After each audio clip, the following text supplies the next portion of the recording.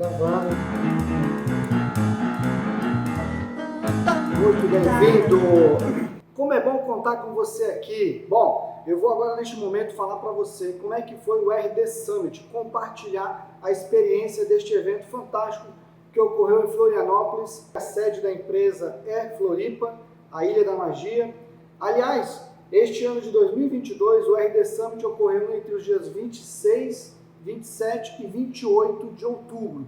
Finalzinho do mês, 2 dias depois, todo mundo votando para presidente, governador, onde foi necessário para o segundo turno. E que consiste o RD Summit? O RD Summit é um evento de marketing digital, estratégias digitais, ou seja, de negócios ambientados no universo online, mais focado ainda em marketing. E tivemos várias palestras, várias participações especiais, contribuindo com conceitos, conteúdos e informações essenciais para quem buscou se aperfeiçoar. O primeiro ponto a se destacar é a palestra inicial, que é o Keynote, como eles chamaram, do Eric Santos, que é o dono do RD Station e que, portanto, contou a trajetória do evento do RD Summit, como é que foi crescendo, as temáticas discutidas e dizendo claramente que as mudanças de mercados de comportamento dos consumidores fizeram com que as estratégias de marketing, principalmente no ambiente digital, fossem se ajustando, se refinando para atender o consumidor que cada vez muda. E um dado interessante apresentado, cuja fonte eu não me lembro agora de cabeça, e eu também não consegui anotar a tempo, é o fato de que 99% dos brasileiros eles usam o WhatsApp. 81% dessas pessoas conversam com as marcas via WhatsApp. Ou seja, é um número bem maior que o Instagram, que via o direct do Instagram. E isso culminou na decisão da empresa, da RD Station, em incorporar via parceria com a Meta, dona do WhatsApp, na sua ferramenta, o uso do WhatsApp também. Foi um grande anúncio do evento e que foi um grande diferencial trazido pela empresa, que ainda não se valia do WhatsApp nessas interações nas suas estratégias de marketing digital para as empresas contratarem. Porque o RD Station ele tem um programa que é um programa dessa empresa, que antigamente chamava Resultados Digitais, então é um programa, um software que permite você fazer a gestão de relacionamento digital, vamos dizer assim, para disparar e-mail, mensagem, jornada do cliente e agora também o WhatsApp. Outra palestra muito interessante foi a do Ricardo Capra, Ele trouxe várias informações, vários conteúdos interessantes, associando muito a ideia da incerteza, da ignorância, que para as pessoas normalmente ignorância e incerteza são associadas a algo negativo, e isso é uma ideia que vem desde Stuart Feinstein. Desde Stuart Feinstein, é um autor que vem falando sobre a ideia de ignorância, fracasso, incerteza, e aí a gente tem que a pandemia em especial contribuiu fortemente na aceleração da captação de dados, você ter muitos dados. E aí, esse ambiente incerto, as pessoas tendem a ter muito medo devido a não saber quais serão as consequências. E a geração excessiva de dados traz também cada vez mais a importância de conseguir entender os dados, o aspecto digital da geração desses dados para poder tomar decisão. E esse excesso de dados que nós geramos cada vez mais, um bom exemplo é daqueles relógios que vão aferindo, vão medindo, vão mensurando a frequência cardíaca, faz com que automaticamente já se colete esses dados e aí a pessoa nem sabe mais que está coletando os dados, nem se lembra mais. Então, se hoje o mundo é digital, se hoje a preocupação é no ambiente digital, observa-se que o futuro, que a tendência do futuro é ser de pensamento analítico, ou seja, de analisar os dados, analisar as informações para se tomar uma decisão. E isso é muito importante, você entender os dados para analisar.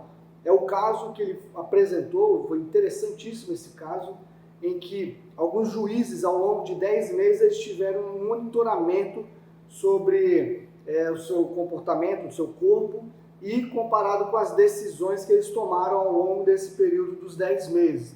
E, diante dos gráficos e das tomadas de decisão desses juízes, se chegou à seguinte conclusão, que após lanchar, após almoçar, no início do dia, depois de tomar o café da manhã, eles tinham um pico de flexibilidade maior, ou seja, eles iam se tornando ao longo do dia mais próximos da fome, mais duros, mais enérgicos na tomada de decisão, punindo as pessoas, né? Então a pena tendia a ser mais firme do que tomada após as refeições, em que a pena se tornava mais branda. Então um aspecto interessante para se analisar aqui, monitorando o nosso corpo, a gente consegue entender melhor o nosso comportamento, as nossas ações. E aí a gente percebe o quê? Que um conhecimento de algoritmo e a inteligência artificial, se elas não tiverem os dados da forma correta para ser feita a mensuração e a calibragem do que se está mensurando, culminam em decisões falhas, né? Você vai ter muitas falhas nos resultados. Então você tem que sincronizar o fluxo da sua informação com o fluxo da decisão. Outra participação interessante dentro do RD Summit foi do Rodrigo Galvão, presidente da Oracle, que contou toda a sua trajetória, como ele tem lidado com várias situações e trouxe de forma muito nítida que, ao presidir a Oracle, dentro de sua trajetória dentro da Oracle, também percebeu isso, atendendo as empresas como a Oracle atende hoje para as soluções digitais nas nuvens, etc., que uma coisa muito importante para todo aquele que quer lidar com a gestão de uma empresa, cuidar de uma empresa, é que apenas a mudança de organograma não resolve nada. A mudança dentro de uma empresa, que nem a Oracle, que teve que mudar todo o seu comportamento, se dá com as pessoas, né? Então, você tem que entender bem de como fazer com que as pessoas mudem seu comportamento, mudem a sua percepção para poder efetivamente ter a mudança que você quer tanto no organograma. Só mudar o organograma não resolve. Outro aspecto interessante que ele trouxe, que é bom para se refletir, é que se observa que em 2030, 50% dos consumidores, ou seja, daqui a 8 anos mais ou menos, nós teremos, mais ou menos não, com certeza, né? 2030, 2022, daqui a 8 anos, 50% dos consumidores serão ou da geração Z ou da geração alfa, ou seja, será esse pessoal entre os 20 e poucos anos, que é a geração Z, e essa galerinha de uns 15 anos, 14, 13 anos, que é a geração alfa. Essa galera vai ser 50% dos consumidores. Então, se a sua empresa quer sobreviver daqui a alguns anos, tem que se adequar a essa situação. Não é mais pensar só na geração Z, como muitas empresas só falam hoje de geração Z. Observe a geração alfa também. Isso é tão importante se ter em mente como é que funciona a cabeça dessas gerações, que ele contou o caso do Keanu Reeves, né? O Keanu Reeves, numa palestra, começou a falar, explicar o que era o filme Matrix, né? Que foi perguntado para ele o que era Matrix, e ele falou, olha, Matrix é a briga entre o ambiente virtual e o real, em que você tenta sair do ambiente virtual para viver o ambiente real, ou seja, é uma distinção para se separar o virtual do real. E aí, uma pessoa jovem, um garoto novo, enfim, uma molecada falou assim, mas por que tem que ter essa separação entre o real e o imaginário? Assim como o Keanu Reeves ficou sem resposta, você pode também estar se pensando, realmente, por que tem que ter essa distinção? E aí vem a importância do metaverso, que cada vez mais se discute hoje em dia. Outra palestra interessante foi da Marta Gabriel. Marta Gabriel trouxe vários insights interessantes, como, em especial, que em vez de você separar o on e o off, que nem aquela molecada, aquela pessoa, aquele jovem, aquela criança falou para o Keanu Reeves, tem que juntar. E isso você observa cada vez mais em algumas feiras, alguns eventos em que você tenta criar sinergia entre o comportamento online e o comportamento online, dentro de uma feira, dentro de um ambiente qualquer de exposição. E isso você consegue entender muito bem quando para pensar nesse exemplo, nessa metáfora que ela trouxe. Um jogo de futebol, você vendo no estádio, só assistindo, é legal, para quem gosta, é fantástico, né? Você ouvir apenas no rádio, ouvir a narração apenas no rádio, ele é mais dinâmico. Agora, você juntar, assistir no campo, com a narração do rádio, é a junção do on e do offline, ou seja, dos dois ambientes tornando mais divertido, mas é um entretenimento ainda maior. E é essa a ideia que se tem em relação à junção dos dois ambientes, né? E um aspecto importante a gente considerar é que na Web 2, a plataforma detém todas as ferramentas, então o dinheiro está dentro da plataforma, tudo dentro do ambiente, e na Web 3 não, nem tudo é da própria plataforma, muita coisa vem de fora da plataforma, ou a pessoa sai da plataforma, né? Traz de fora da plataforma, melhor dizendo, né? E isso daí é importante a gente destacar, bem como as 5 gerações que hoje trabalham no mesmo ambiente, Baby Boomer, geração X, geração Y, geração Z, alguns alfas já entrando, né? Então você tem um ambiente muito confuso, complicado, conturbado, e que você tem que ter uma reflexão cada vez maior de como é que mistura tudo isso. Vitor Peçanha, que é do Rock Content, falou algo fantástico, importantíssimo. Ele disse que o bom marketing ele tem que apresentar resultados, né? Mas que o resultado não necessariamente é um aumento das vendas, ou seja, antes de aumentar as vendas, você tem que gerar valor para o cliente. Se gerar valor para o cliente, vai aumentar as vendas, nem que seja mais para frente do que no momento, mas isso é importante, porque vender por vender não funciona. E que o bom marketing não tem uma fórmula, né? Por que não tem? Porque essa ideia de que você fazendo isso vai fazer o algoritmo te entregar um resultado não funciona. Porque o algoritmo foi feito para fugir de fórmulas e pegar situações cada vez mais diferentes para poder fazer a entrega para os clientes. Então, o que tem que ter clareza, o que é muito importante você considerar, é que não existe um atalho no marketing, em especial no marketing digital. Até porque a ideia das plataformas é fazer com que as pessoas sejam surpreendidas com conteúdos que elas realmente queiram. E aí você pensar que uma fórmula mágica vai resolver, não funciona. Também é importante considerar que marketing bom, além de resultado, que não necessariamente é vender, também não engana o consumidor, não engana a audiência, né? Então, se você quer fazer um gatilho, os famosos gatilhos mentais que se fala, se você quer usar um bom gatilho, tem que ser algo que é verdadeiro. Porque se você mentir, o cliente vai perceber ao consumir e vai negar, não vai aceitar. Então, é aquela frase, aquela ideia de se você trata o público como idiota, quem vai ser o idiota lá na frente será você. Então, não trate as pessoas como idiotas. E, mais ainda, no reforço à importância da busca orgânica, você vê que o algoritmo, ele cada vez menos entrega na busca orgânica. Então, porque o algoritmo está desenhado dessa forma, para você ter que pagar, você tem que impulsionar, né? Também outra discussão que ele trouxe que é muito interessante, que é algumas pessoas trazem a ideia de que o branding, que é a gestão da marca, a construção de uma marca, é uma alternativa oposta à performance, ao resultado, a uma entrega maior. Isso daí não tem lógica você pensar isso, os dois têm que se combinar, né? E também ele trouxe do Rock Content, o Vitor Peçanha, ele trouxe a ideia dos princípios, ou seja, marketing é bem feito quando se vale dos princípios do marketing.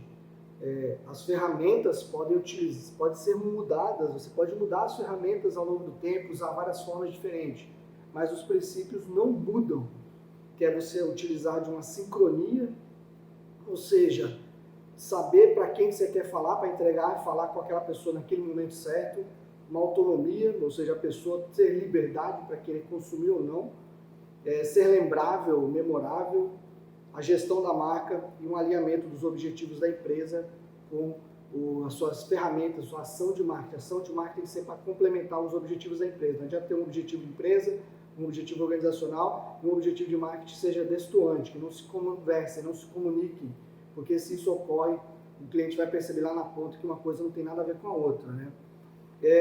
Também já se observa o Pix do Facebook, que é aquela ferramenta, um rastreador que você coloca na tua peça, na tua publicação, você utiliza para rastrear enquanto a pessoa está na internet.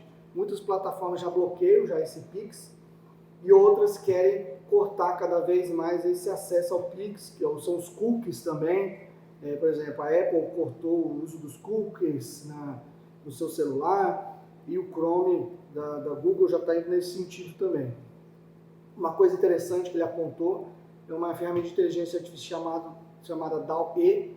Está aqui na descrição eu coloco o nome dessa ferramenta de inteligência artificial. Essa ferramenta de inteligência artificial, você fala para ela o que você quer e ela faz uma imagem. Então, as imagens, você não precisa mais ter que baixar fotos, pesquisar. Você fala para a inteligência artificial, ela constrói para você. Obviamente, hoje é em inglês ainda, mas logo vai ter em português, outras línguas também.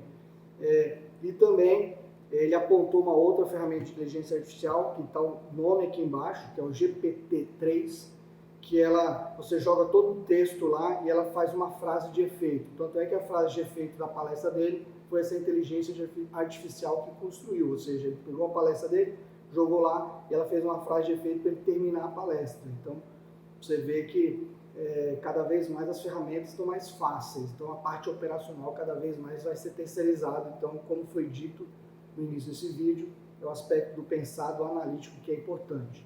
A Fernanda Nunes, do RD Station, né, uma pessoa que trabalha na empresa que promove o RD Summit, ela disse que os dados estão fora de controle das pessoas, né? E isso você percebe com o registro de algumas patentes. Então, tem empresa querendo patentear que, dependendo da pressão que você usa no seu dedo ao teclado no seu celular, o algoritmo detectar como é que está o seu comportamento. Você está bem-humorado, está mal-humorado, você está feliz, está alegre, está triste, né? Então, só pelo seu toque no celular já se quer mapear e rastrear isso. Também você tem outras patentes, como do seu olhar na tela do celular, né? Então, a câmera do celular captar onde está seu olho para poder entender como é que está o seu comportamento. Então, cada vez mais se busca pegar os dados dos clientes. Então, alguns aplicativos, aliás, eles vendem os dados dos seus clientes. Isso é proibido, mas eles fazem. É uma prática que ocorre. Quando há denúncia, lógico que eles se ferram. Outro aspecto importante que a gente tem que considerar é que os algoritmos, por si só, eles não identificam as minorias. Por quê? Porque o algoritmo ele é programado para pegar o movimento mais comum, mais recorrente. Então, as minorias que não são traçadas, identificadas por serem menos recorrentes, acabam ficando de fora e, por conta disso, os algoritmos acabam reforçando os preconceitos existentes. Então, se é uma prática comum ser preconceituoso, ele vai valorizar mais isso, então você tem esse reforço, né? Um aspecto importante a se destacar, que é interessante, é que algumas pessoas dizem que não tem medo da privacidade, não tem nada para esconder, mas também elas têm que levar em conta que você não querer ter a sua proteção, a sua privacidade, significa você não querer ter também a sua liberdade de se expressar. E eu acho que ninguém quer perder essa propriedade de se expressar. Observa-se também que é fundamental ter atenção com a privacidade dos dados. A geração Y tem 66% de consumidores que deixam de comprar uma marca se eles não confiam nessa marca. A geração Z tem 74% dos consumidores que, se não confiam na marca, deixam de comprar. Ou seja, é muito importante você ter proteção dos dados dos clientes e demonstrar isso gerando confiança nele. E o comportamento da Apple, assim como foi dito anteriormente, de não deixar rastrear a navegação do seu cliente, também adotado, sendo cada vez mais adotado pelo Google, né? A gente também teve uma outra palestra muito interessante, que é da Camila Renux. Ela é uma influenciadora do Instagram. Então, no Instagram, ela trabalha divulgando sobre marketing digital, estratégias digitais, etc. E um aspecto importante que ela trouxe é o fato de que isso é recorrente no mercado, é sempre bom ter mais gente falando isso, que é o fato de que um cliente novo custa mais caro do que manter o atual, ou seja, 25 vezes mais caro trazer um cliente novo do que manter o atual. E é uma percepção que se tem cada vez mais presente de que o TikTok não é uma plataforma de rede social, é uma plataforma de entretenimento. O Reels do Instagram é uma tentativa nesse sentido. Então, para construir sua jornada, a sua marca, a sua pegada, a sua posição digital, é importante ter uma jornada clara, mantendo uma identidade visual, os elementos pictóricos, de cores, que permitam a pessoa perceber que se trata da mesma marca. Também definir métricas que tenham correlação com o seu objetivo, o que você quer naquele momento. Então, em determinado momento, você quer atrair novos seguidores, em outro momento, você já quer converter em resultados financeiros. Então, isso daí é importante. Observe-se que o TikTok é a plataforma onde muitos dos jovens buscam conhecer as marcas. Então, acabou de ter contato com a marca, ele vai no TikTok. Então, cada vez mais pessoas direto na rede social pesquisam, fugindo um pouco do Google. E aí, a importância de você estar presente nessas redes, reforçando a ideia das datas comemorativas, o calendário, para poder sempre estar publicando conteúdos, tendo correlação com o momento. e fortalecer a marca. Nem sempre um engajamento dá resultado, né? Nem sempre as pessoas se engajam naquilo que compram, por exemplo, produto que você compra, né? Você está lá na rede social curtindo, engajando, né? Então é um aspecto a se considerar. E o que ela disse, que pela sua percepção, 3 publicações ao longo de uma semana já permite alcançar 95% da audiência, ou seja, se você não consegue fazer muitos conteúdos, faz 3 vezes na semana, publica, 95% da sua audiência consegue ser coberta. E isso ela falando principalmente no Instagram, que é a ferramenta onde ela atua mais, né? Também a importância de se colocar texto, imagens, né, vídeo, texto nos vídeos, uso das imagens também cada vez mais dinâmicas, buscar chamar atenção. E um dado interessante que interação, enquetes, essas coisas que você faz na rede social, aumenta em 15% a resposta, o engajamento dos clientes. Já a Carolina Lima, que trabalha na loja integrada, que é do grupo Vetex, ela trouxe também algumas contribuições interessantes. Primeiro, uma de ordem que parece mais semântica, mas que não é só semântica, que é a substituição do call to action, né, que o pessoal fala muito call to action, que é chamar o consumidor para a ação, para clicar, para comprar, etc. Né? E você trocar esse call to action pelo call to interaction, que é chamar para interação, fazer com que as pessoas interajam. Aí a importância das enquetes, né? Principalmente na hora de escolher um produto. Então você bota lá, é melhor usar vermelho ou verde, né? Então os clientes vão escolhendo. É a cocriação, que é uma tendência que vem lá desde o início dos anos 2000, cada vez mais presente, que você observa também na rede social. Né? Então não chega a ser uma novidade, mas é interessante essa ordem semântica de termos de palavras. Né? Se observa que 35%, quando o conteúdo é feito pelo próprio cliente, ele é 35% mais memorável. Né? Isso quer dizer o seguinte, que o cliente participando na criação dos conteúdos, e contribuindo, mandando materiais, isso faz com que seja mais lembrável, há uma interação, essa interação permite uma lembrança maior dos seus consumidores. Então é importante conteúdos interessantes, facilitar a vida do cliente com receitas, por exemplo. Nessa questão da interação, ela trouxe um caso muito interessante, que é o de que ela mesma vivenciou, que ela estava no hotel, tirou fotos, que ela adora tirar fotos, e o pessoal do hotel entrou em contato na rede social dela, falou, olha, a gente pode compartilhar suas fotos, você cede as suas fotos, ela cedeu as fotos, eles publicaram, e isso gerou um barulho muito interessante, porque foi algo que veio dela, e ela, lógico, por ter compartilhado, ela quis compartilhar também. Então assim, quanto mais simples, mais verdadeiro você se torna, né? Uma frase interessante, que é o fato de que as marcas hoje disputam com os memes. O que isso quer dizer? Você não disputa mais só com o seu concorrente, é com o meme. Os memes têm uma avalanche. Recentemente tivemos vários memes também que foram atropelando várias marcas que estavam no mercado. Até diante disso, a gente tem que lembrar sempre que o cliente não é uma pessoa chata, séria, brava, sempre não. Ela quer se divertir, é uma pessoa que quer se divertir. Por mais que de uma forma, às vezes, de um jeito mais formal, mas ele quer se divertir, quer rir. Então é importante você ter um pouco de humor, de graça, não sei se é um humor escrachado, mas que tenha pertinência, né? Também a importância dos cases, dos casos de sucesso, você representar isso nas suas redes sociais, para os clientes verem, terem a inspiração, lembrar que as pessoas querem recompensa pela sua interação, pela sua presença com a marca, né? E quando você tem recompensa, você traz reconhecimento para o cliente. O cliente reconhece mais você traz reconhecimento para ele, né? Mirella do Fryer, olha, foram muitas palestras, muitas mesmo, né? A Mirella do Fryer, da WSG, enfim, uma empresa de tendências, ela trouxe pontos interessantíssimos. Não vou poder falar tudo que eu consegui levantar lá, porque é uma palestra muito rica sobre tendências de comportamento consumidor.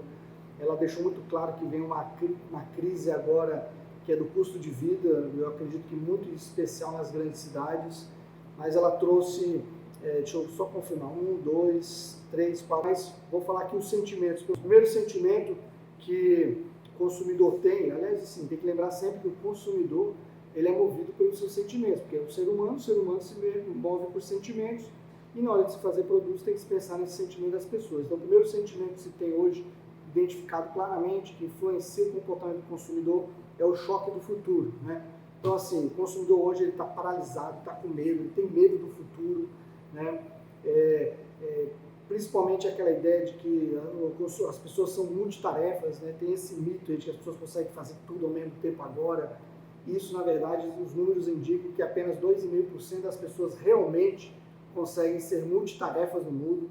A maior parte das pessoas não consegue, tem que parar de fazer uma coisa e começar a outra, não consegue intercalar várias coisas ao mesmo tempo. Você tem 44% dos brasileiros esgotados, ou seja, as pessoas estão sentindo cada vez mais o tempo diminuído, né? E essa angústia devido ao tempo diminuído, ao fato de ter que fazer muita coisa ao mesmo tempo, traz um sentimento muito forte dentro desse consumidor, e o 5G vai potencializar ainda mais, porque você vai ter um acesso maior, mais forte às informações. Outro sentimento é o excesso de estímulos, ou seja, o fato de que nós temos várias informações, são muitas informações ao mesmo tempo. Isso faz com que a gente tenha dificuldade de processar, e aí nós temos uma sobrecarga nos sentidos, no nosso sentido, né, que vem informação de tudo quanto é lado, imagem, vídeo, texto, barulho. Então a pandemia forçou muito isso também, porque a pandemia trouxe muitos estímulos dentro de casa, dentro do ambiente digital. Você consegue ver esse excesso de estímulos muito presente com aquele recurso de dar uma acelerada, que se você estiver usando agora no YouTube, é algo que representa bem esse excesso de estímulos que nós temos, que é para poder acelerar, que tem na Netflix, entre outros recursos, né? E nós temos os processos, a logística cada vez mais digitalizada e gerando mais estímulos. Também um outro sentimento presente no consumidor hoje é o do otimismo realista, ou seja, por mais que nós tenhamos sofrido muito por meio da pandemia, com as mortes, sofrimentos, pessoas parentes, enfim, pessoas sofrendo, aquela desgraceira que foi na época da pandemia, né? Esse otimismo realista faz com que as pessoas consigam lidar com a dor, com o luto e superar esses eventos traumáticos, né? E essa superação, essa forma de lidar com a dor, com o luto, traz um propósito, uma forma de acreditar no mundo, né? Além também do sentimento chamado FOMO, Fear of Normal, né? Que é o medo do normal, que é o medo de voltar ao mundo como era antes da Covid, né?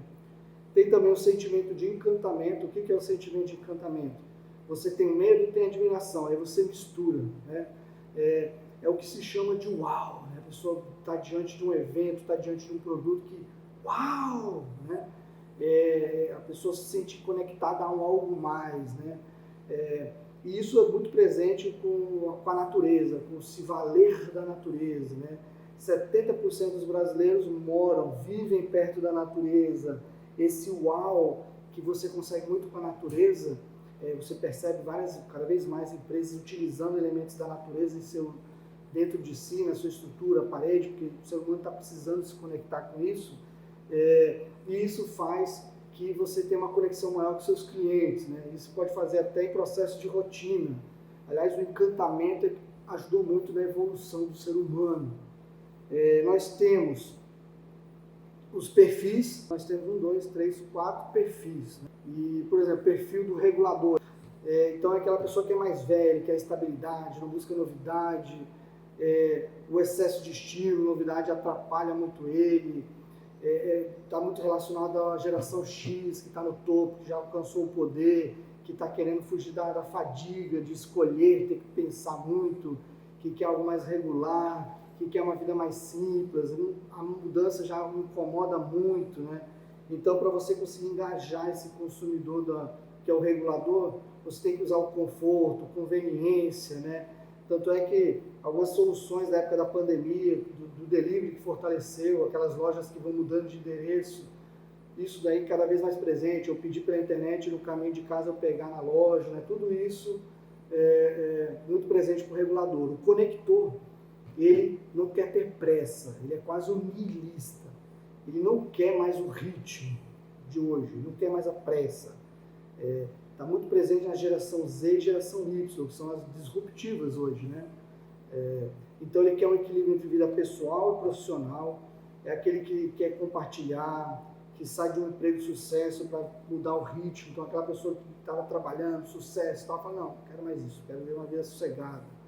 É o consumidor que tem menos filhos, que muda muito de emprego, usa a revenda, é muito presente para ele, né? Em vez de jogar fora, revender, passar para frente, né? E que não é muito preso à propriedade, à posse dos produtos, né? Não precisa ter um carro, ter um apartamento, não é preso a isso. Nós temos o construtor de memória, que surgiu muito na pandemia, que é aquela pessoa que se livrou do que tinha em casa, tem um conceito novo de família, então não necessariamente é pessoas do mesmo sangue, pode ser uma senhora e uma garota que querem só compartilhar junto uma vida, enfim, que não necessariamente sejam parentes ou querem ter uma relação de outro tipo, que não seja compartilhar um momento.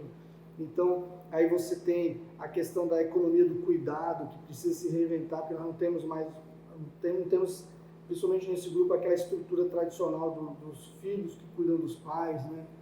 Então, quebra essa lógica. A pessoa quer envelhecer bem, né? Então esse consultor de memória quer um envelhecimento bom, não quer perder tempo, busca uma loja enxuta, produto de qualidade, ele tem uma consciência daquilo que consome, mas quer conveniência também. Então é importante os espaços de convivência para esse consumidor. Para ele tem que ter espaço em que as pessoas compartilhem momentos, e o caso muito presente é o boom das compras coletivas, né? Enfim. E o último grupo, o último perfil de consumidores é o neossensacionalista, né? Então, é aqueles que ainda não passaram pelo caos, são os mais novos, que ainda não passaram pelo caos, eles querem viver, eles buscam o pandemomento, né, que é o momento de pandemia, eles não têm diferença entre real e digital, são conectados, o metaverso para eles é algo comum, corriqueiro, quer viver real e digital ao mesmo tempo, vivenciar os momentos aí vão a vender também, para eles é importante vivenciar, não é só comprar. Ele compra agora e paga depois, né? Então é cada vez mais normal para eles, eu compro agora, eu pago depois, não preciso pagar na hora e tal, né? Não é essa a lógica, né? Se alimenta de influenciadores, enfim, é o público mais jovem que cada vez mais vai ganhando mercado, né? Então assim, você vê que foram várias palestras, eu falei corrida aqui, muita coisa, até reforçando, né? Na última palestra foram 4 sentimentos e 4 perfis de consumidor, tá? Eu me confundi no começo, mas assim, é muito interessante, espero que você tenha gostado. Se você quiser deixar algum comentário, pode escrever aqui embaixo. Aqui embaixo tem aqui os links de algumas coisas importantes que eu trouxe de lá desse evento, que você pode vir a utilizar no seu negócio, na sua vida, enfim. Não deixe de dar o seu like, não deixe de ver as redes sociais aqui embaixo também, para você poder compartilhar, clicar, seguir, fazer o que quiser. E, bom, é isso. Espero que tenha gostado e até breve. Até mais.